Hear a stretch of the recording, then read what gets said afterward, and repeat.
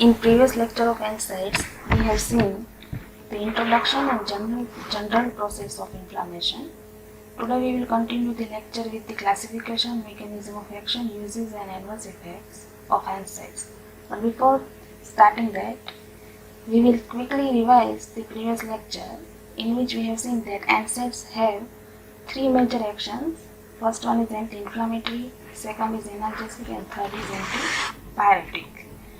And then we have seen the general process of inflammation, in which we have seen that prostaglandins are the main responsible components for the inflammation, and they are produced from arachidonic acid, and this synthesis is catalyzed by the enzyme cyclooxygenase, of which short form is COX.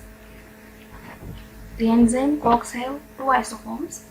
First is COX-1 and the second one is COX-2. COX-1 is present in all normal cells, and COX-2 is induced when the injury has occurred. COX-2 is induced at the site of inflammation, which means the enzyme COX-1 is responsible for the normal physiological functions, and COX-2 enzyme produces prostaglandins which are involved in the process of inflammation.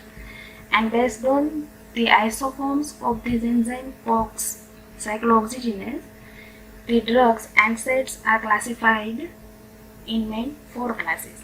First class is non-selective COX inhibitors, then preferential COX-2 inhibitor, then selective COX-2 inhibitor, and fourth analgesic and antipyretic with poor anti-inflammatory action. Non-selective COX inhibitors inhibits both the enzymes of COX-1 and COX-2. Preferential COX-2 inhibitors inhibits both the forms of enzyme COX-1 and COX-2, but they prefer the isoform COX-2 over COX-1. Then selective COX-2 inhibitors only inhibits COX-2 isoform, and last class have more analgesic and antipyretic action and less anti-inflammatory action. Let's see the examples. First class is non-selective COX inhibitors, and in that there are 8 subclasses. First is salicylic acid derivatives, then pyrazolone derivatives, indole acetic acid derivatives, propionic acid derivatives, phenamates or anthranilic acid derivatives, aryl acetic acid derivatives, oxygen derivatives, and pyrrolopyrrole derivatives. You have to remember just these 8 subclasses, and from these subclasses you will easily can remember the examples of the drug. First is salicylate. So in salicylate, acetyl salicylic acid, which means aspirin, and second example is sodium salicylate. Second class is pyrazolone derivatives, and in that class the suffix in the drug example will be butazone, phenylbutazone and oxyphenylbutazone. Then in indole acetic acid derivatives, the word will be indomethacin and sulin deca, indo and indec, indomethacin and sulin dec, because they are indole acetic acid derivatives. Next class is propionic acid derivatives, in that ibuprofen and naproxen, propionic acid derivatives, that's why profen and proxen, ibuprofen and naproxen. Fifth class is phenamates or anthranilic acid derivatives, in that mefenamic acid and meclofenamate are phenamates, so mefenamic acid and meclofenamate. Then aryl acetic acid derivatives, in that the examples will be diclofenac and tolmetin. In oxychem derivatives, pyroxychem and tenoxychem. And pyrrolopyrrole derivatives, the drug is ketorolac. This is the non-selective COX inhibitors. Second class is preferential COX-2 inhibitors, in that the drugs are nimesulide and meloxicam. Third is selective COX-2 inhibitors, in that the suffix will be coxib, celecoxib and rofecoxib.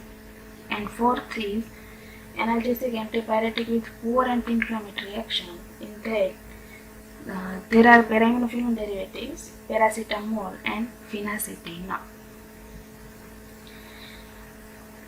Now we will see at least one structure of each category.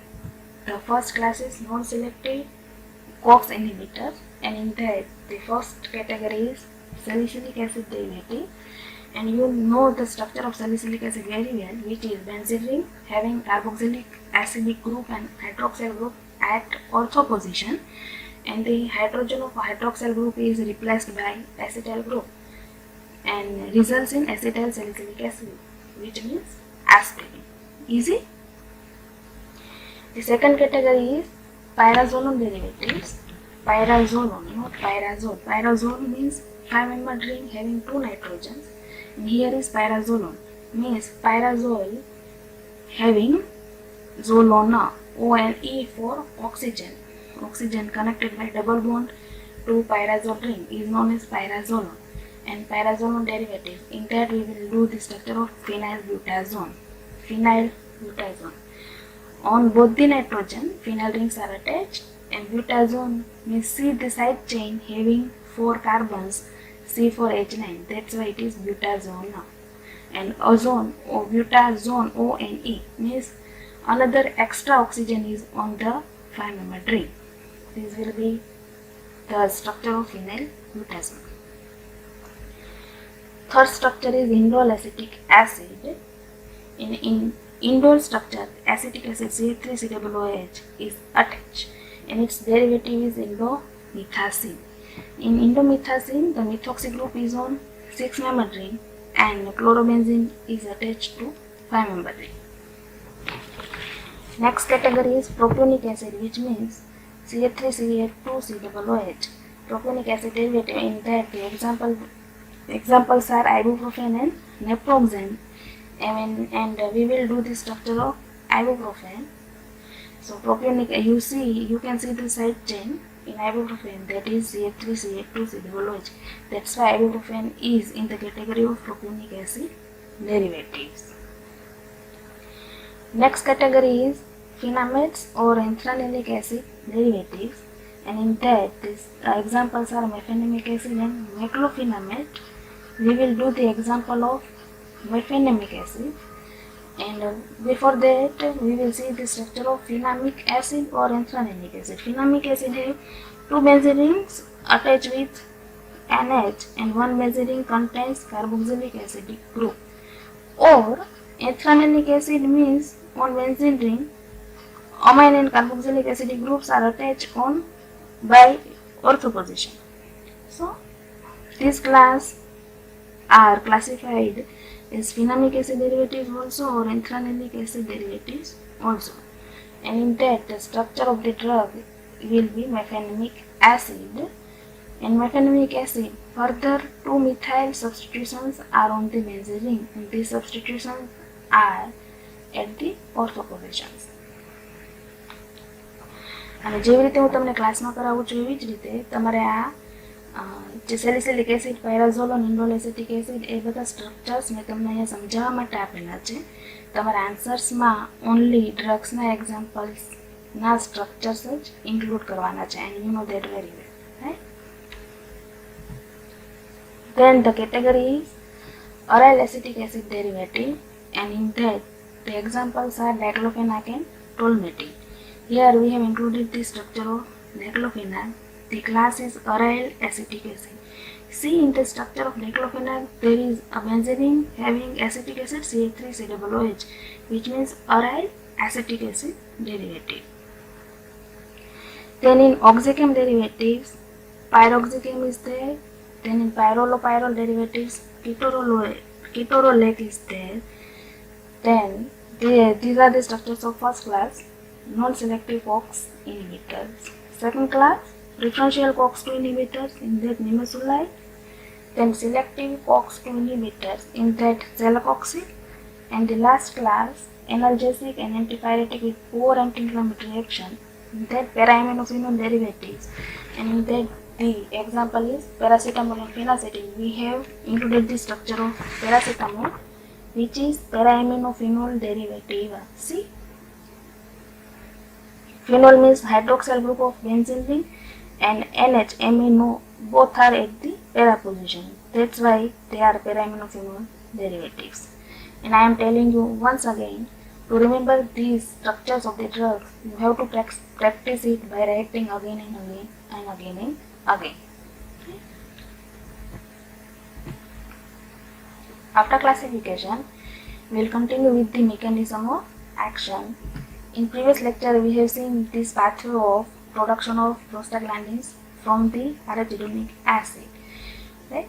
And here we will see only where the NSAIDs act. See, NSAIDs block the enzyme cyclooxygenase, right? So cyclooxygenase enzymes are blocked, so PGG2 will not be produced. From that, H2 will not be produced, and from that, prostaglandins from auxin and prostaglandin I2 will not be produced. And if prostaglandins cannot be produced, then the inflammation is blocked. And it is very clear from the title that non-selective NSAIDs inhibit both COX-1 and COX-2. Preferential prefers COX-2 over COX-1, and selective COX-2 inhibitors only inhibits COX-2 isoform. As we know, COX-1 enzymes are included in the process of production of prostaglandins, which are involved in the normal physiological function. And in these functions, the major function is the production of mucosal layer, which protects our GIT membrane. So, inhibition of COX-1 inhibitors have side effects, that is gastric ulcer. And to reduce these side effects, selective COX-2 inhibitors are used. COX-1 enzymes produces prostaglandins, which are involved in the normal physiological function, and આ ફંક્શન્સમાં main function છે production of મ્યુકોઝલ layer, જે એ layer છે આપણી GIT મેમ્બ્રેનને protect કરે છે. If COX-1 enzyme is blocked, then the prostaglandins will not be produced, અને prostaglandin produce નહીં થાય તો મ્યુકોસલ લેયરનું પ્રોડક્શન નહીં થાય. એનું પ્રોડક્શન નહીં થાય તો GIT મેમ્બ્રેનમાં ડેમેજ થશે, which will result in gastric ulcer. એટલે જે નોન સિલેક્ટિવ કોક્સ ઇન્હિબિટર્સ છે એની મેઇન સાઇડ ઇફેક્ટ છે gastric ulcer, and to remove these side effects we clinically use COX-2 inhibitors preferably. Then analgesic, this was the mechanism of action of inflammatory action of anti-inflammatory action of NSAIDs. Next is analgesic action. As we know, prostaglandins are the main responsible components for pain, inflammation. So prostaglandin causes pain by sensitizing pain receptors, and NSAIDs block their production, so the pain will be removed. But here we have to mark one thing: NSAIDs do not act centrally, but they act at the site of pain. So NSAIDs are useful in mild to moderate pain only. They are not used in severe pain because they do not block pain receptors centrally. While narcotics like morphine act on CNS, they block pain sensation centrally, so they are used in severe pain. That's why narcotics have more CNS side effects, and NSAIDs do not have more CNS side effects. Then we will see the antipyretic action of NSAIDs. Our body temperature is controlled by the hypothalamus part of our brain, and if pyrogens are metabolic products of bacteria and leukocytes. Pyrogen attack on hypothalamus, and then our body temperature regulatory process is disturbed, and this disturbance produces fever. Prostaglandin E1 is a potent pyrogen, which is fever-inducing pyrogen, and prostaglandin E2 causes pain, edema, fever, and reddening of the skin. So, to lower down our body temperature, we have to block this prostaglandin E1 and E2, and we know very well that NSAIDs block the synthesis and release of prostaglandins. So, the body temperature will be lower down, and it will be the antipyretic action of NSAIDs. Uses: because of their anti-inflammatory action, NSAIDs are used in rheumatic arthritis.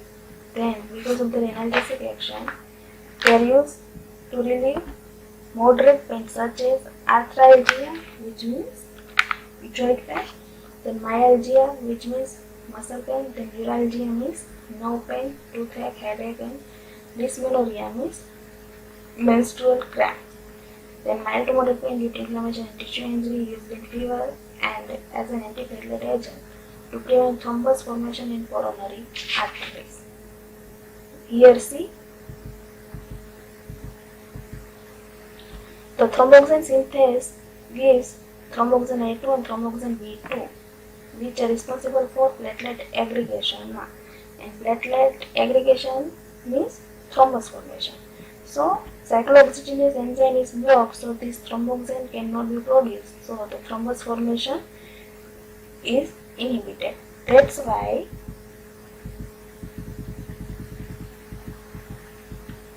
NSAIDs are used as an antiplatelet agent. Adverse effects. We have seen the main adverse effect of the NSAIDs is gastric ulcer, which is a COX-1 inhibitors. Then in rare cases, salicylates produce allergic reactions such as skin rashes, urticaria, bronchial asthma, and anaphylactic shock. Urticaria means like itching, and anaphylactic shock is a severe form of allergy. Then fatty infiltration in liver and kidney, increase in bleeding time due to the disturbances in the production of thromboxane, nausea, vomiting, dyspepsia, and heartburn.